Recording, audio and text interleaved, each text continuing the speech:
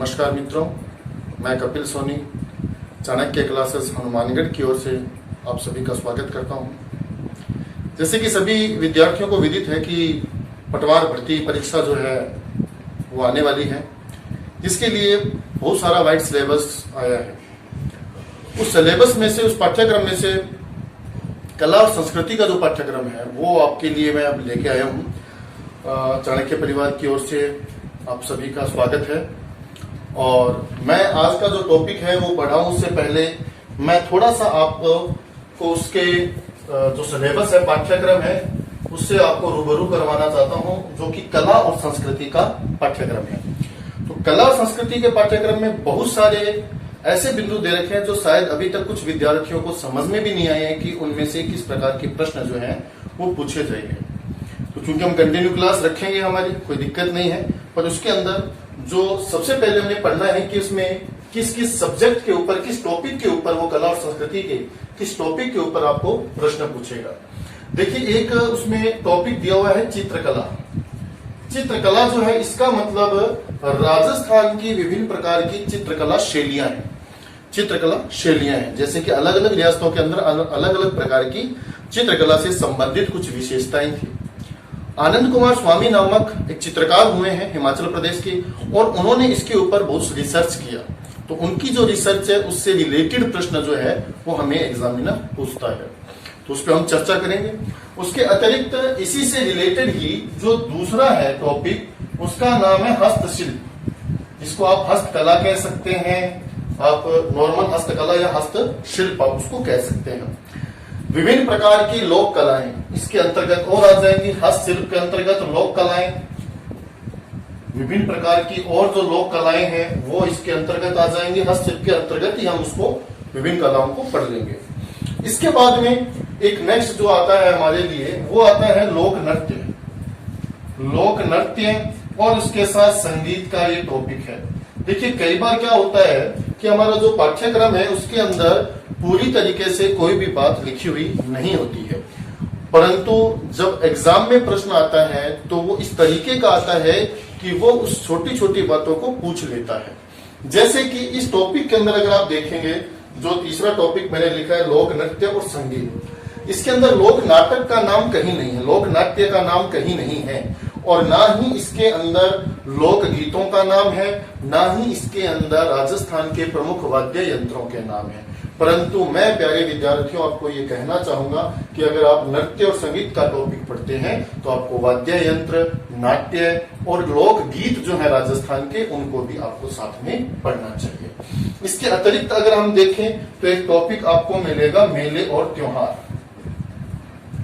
मेले और त्योहार जो है ये आपका एक टॉपिक है इसके अंदर, जो पटवार भर्ती परीक्षा में भी है, और राजस्थान पुलिस की अगर आप तैयारी कर रहे हैं तो उसके अंदर भी आपको ये मिलेगा।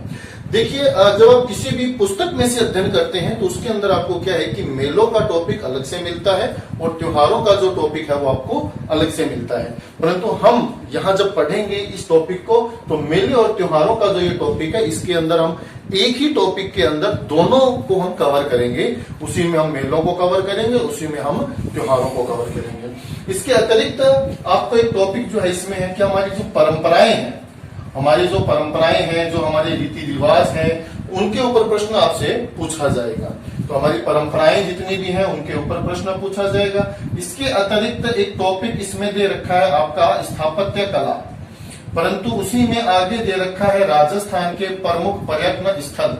देखिए, जब आप स्थापत्य कला पढ़ते हैं तो स्थापत्य कला के अंतर्गत क्या पढ़ना पड़ता है हमें? राजस्थान के प्रमुख दुर्ग पढ़ने पड़ेंगे, राजस्थान के प्रमुख महल पढ़ने पड़ेंगे, विभिन्न राजाओं शासकों के द्वारा बनाई गई छतरियां, बावड़ियां, कुएं, मंदिर वगैरह, और विभिन्न प्रकार की मस्जिदें या गुरुद्वारे जो धार्मिक स्थल हैं वो भी पढ़ने पड़ते हैं। तो हिस्टोरिकल पैलेस के साथ साथ हमें धार्मिक स्थान जितने हैं वो पढ़ने हैं इसके अंतर्गत। तो ये दोनों टॉपिक एक में ही क्लियर हो जाएंगे। पर्यटन स्थलों में ऐसे कुछ पर्यटन हो सकते हैं जो शायद ना धार्मिक हो ना ऐतिहासिक वो कोई स्थान हो, उसके अतिरिक्त अगर कुछ बातें आएगी तो वो भी हम पर्यटन स्थल के अंतर्गत इसमें, इस टॉपिक में हम उसको पढ़ेंगे। इसके अतिरिक्त एक टॉपिक आपको इसमें मिलेगा कि आपको धार्मिक आंदोलन शब्द लिखा हुआ है।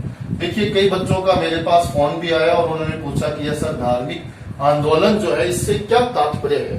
तो धार्मिक आंदोलन का मतलब हूबहू वैसे लगाए हम जब तो 12वीं शताब्दी का जो भक्ति आंदोलन हुआ और जो सूफी आंदोलन हुआ उसी को हम धार्मिक आंदोलन के अंतर्गत रखते हैं। परंतु फिर भी अगर हम देखें तो ये वो टॉपिक है जिसको आप एक सिंपल भाषा में समझना चाहें तो आपका जो संत संप्रदाय का जो टॉपिक होता है उसी को हमने इसको धार्मिक आंदोलन में लिखा है। इसके अतिरिक्त अगर आप देखेंगे तो आपको एक टॉपिक इसमें लिखा मिलेगा राजस्थान के लोक देवता। देखिए अब मैं फिर वही बात करना चाहूंगा, फिर बच्चों का कुछ का ये प्रश्न होता है कि सर लोक देवता लिखा हुआ है, सीधा लोक देवियां शब्द नहीं लिखा हुआ है। मैं प्यारे विद्यार्थियों फिर ये कहना चाहूंगा कि अगर आप लोक देवता टॉपिक पढ़ रहे हैं तो आपको लोक देवियां जो टॉपिक है वो साथ में पढ़ना चाहिए, साथ में। तो जब ईश्वर की बात आती है तो ईश्वर में दोनों आ जाते हैं। जब हम ईश्वर की बात करते हैं तो ईश्वर में तो देवियां भी आएंगी और देवता भी। अच्छा अगर हम मान भी ले एक प्रकार से कि सर लोक देवियां टॉपिक नहीं दे रखा, फिर भी संत संप्रदाय जो है इसके अंदर भी हम कई बार लोक देवियों को पढ़ते हैं। बड़ी अजीब सी बात है, क्यों? देखिए जो संत संप्रदाय टॉपिक है इसके अंदर आपको 3 प्रकार के संप्रदाय जो है वो हमें पढ़ने होते हैं। वैष्णव संप्रदाय, शैव संप्रदाय और तीसरा एक संप्रदाय है जो राजपूत जो समाज है इसके अंदर ज्यादा प्रचलित था, राजपूतों के अंदर वो है शाक्त संप्रदाय। तो देखिए वैष्णव संप्रदाय वो है जो विष्णु या विष्णु के अवतारों की पूजा करता है, शैव संप्रदाय वो है जो शिव और शिव के अवतारों की पूजा करता है, और शाक्त संप्रदाय उसे कहेंगे जो शक्ति की अर्थात दुर्गा की या दुर्गा के अवतारों की पूजा करता है। तो कहीं ना कहीं लोक देवियों का टॉपिक संत संप्रदाय के टॉपिक से संबंधित भी हो सकता है। इसीलिए प्यारे विद्यार्थियों आपको लोक देवता टॉपिक सब पढ़ते समय लोक देवियों का टॉपिक भी साथ में पढ़ना चाहिए। अच्छा अगर ये भी आपको लगे कि ये बात भी कुछ ऐसे समझ में नहीं आ रही है तो देखिए एक टॉपिक इसके अंदर आपको और मिलेगा और वो है राजस्थान के प्रमुख व्यक्तित्व।